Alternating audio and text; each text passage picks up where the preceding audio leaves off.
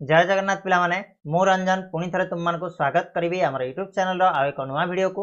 सो पिला माने तुम जो अष्टम श्रेणी विज्ञान बही रही है, अष्टम श्रेणी विज्ञान बही रही से विज्ञान बही द्वितीय अध्याय मुझे जीव विज्ञान लिखी तो तुम तो गोटे ही विज्ञान तो विज्ञान बही रही से विज्ञान द्वितीय अध्याय तुम मान रही अणुजीव उपकारी और अपकारी यही चैप्टर रही।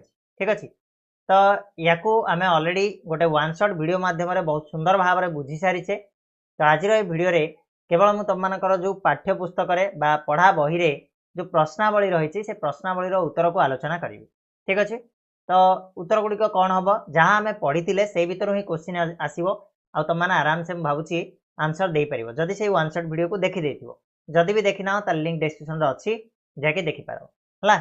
तो अणुजीव उपकारी अपकारी अणुजीव कौन आम पढ़ी वन शॉट वीडियो मध्यम अणुजीवर अणुजीव केमिति आम चिन्हवा अणुजीव क्या कह जाए केते से उपकारी आम मान केते से आम अपकारी तापर आम डिटेल डिस्कस कर सारी। तो चलो बर्तमान आम क्वेश्चन उपर को जीवा आ गोटे गोटे डिस्कसन आरंभ करवा। तो प्रथम क्वेश्चन रे शून्य स्थान पूरण कर देछि। तो प्रथम क्वेश्चन है अणुजीव मान को आम डैश सहायतार देखिपारू क्या सहायतार देखिपारू अणुजीव माने पिला माने एते छोट हुअंती जे आमे ताकू खाली आखिरे देखि पारुना ताहले आमे देखु केमिति ताकू ना अणुवीक्षण यंत्र सहायतार देखिपारू। जदि तुम मानकू जणा नाही अणुवीक्षण यंत्र कौन ताहले तुम माने स्कूल रे गले पचारि परिबो। एबे तो प्राय स्मार्ट स्कूल हे गलानी सब स्कूल रे निहाती भाबे अणुवीक्षण यंत्र अवेलेबल थिबो नहले तुम बही रे मध्य चित्र रु मध्य देखि परिबो। राइट।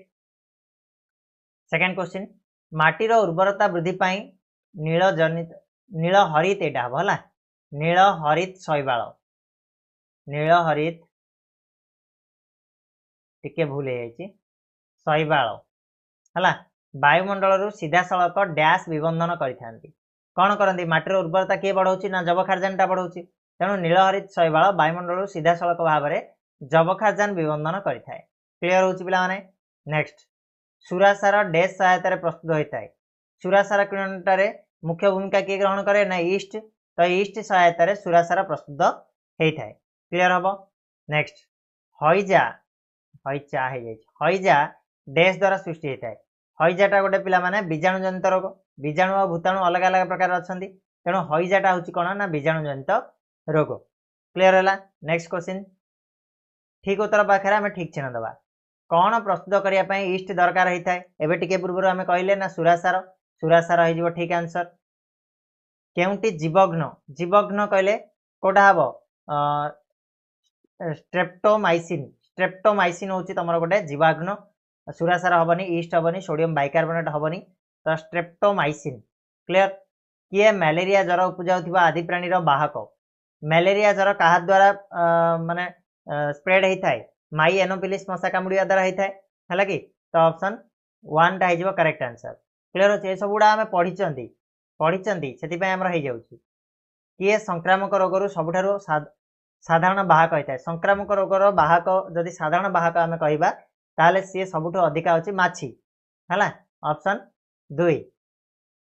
पाउरुटी किंबा इडली पिठाऊ क्या द्वारा फुली थाए क्या द्वारा पाउरुटी फुले बा इडली पिठाऊ फुली थाए ना ईस्ट जीवकोशर वृद्धि द्वारा ईस्ट जीवकोशर वृद्धि द्वारा कहीं ना आम दली की जदि किसी समय घोड़े दबा ताले से कौन होता है ना बहुत भल फुले सांगे सांगे दलिकी आम जब करदे एत फुलेनी तेणु ईस्ट जीवकोशर वृद्धि द्वारा पाउरुटी बा इडली पिठाऊ फुली थाए।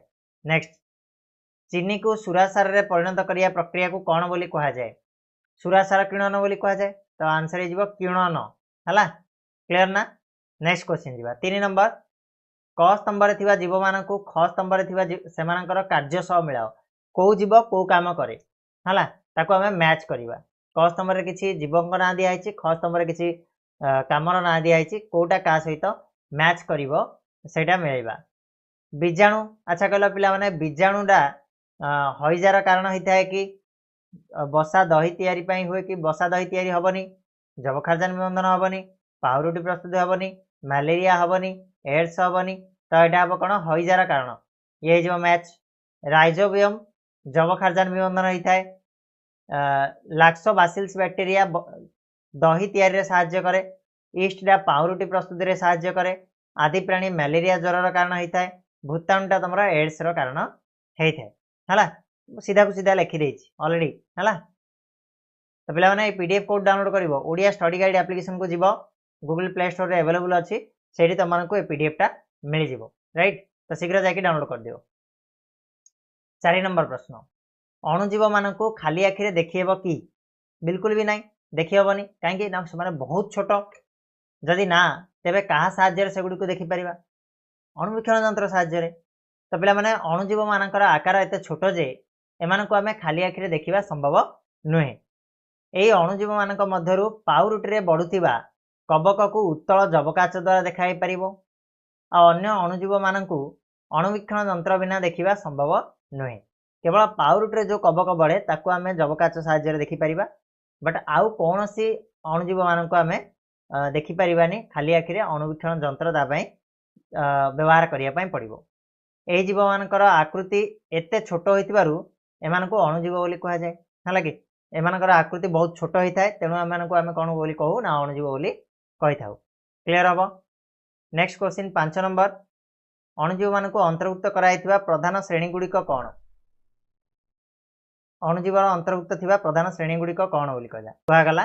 तो से भीतर होछि कोन ना छोट छोट जीव आसीबे अणुजीव रे जीवे जे मानकु केवल अणुवीक्षण यंत्र ही देखिबे हला सेगुडा को अणुजीव बोली कहा जाय।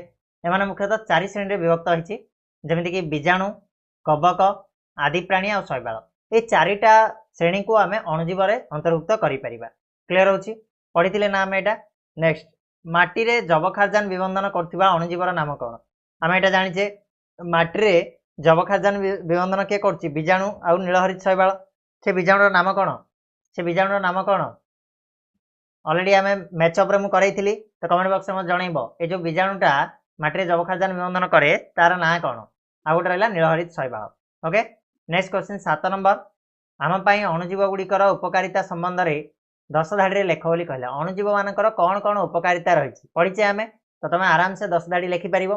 प्रथमटी हला लैक्टोबासिलस नामक बीजाणु क्षीर को दही रे परिणत करे हला क्षीर को दही रे परिणत करे अम्लत्व सृष्टि करिकि। सेकेंड होची ईस्ट द्वारा शर्करा रु किणन प्रक्रिया रे सुरासार प्रस्तुत हुए। 3 नंबर हला बीजाणु और कबक मानक व्यवहार करी एंटीबायोटिक प्रस्तुत करा जाए जोटा कि औषध तैयारी करा जाए बीजाणु और कबक मानक नेकी।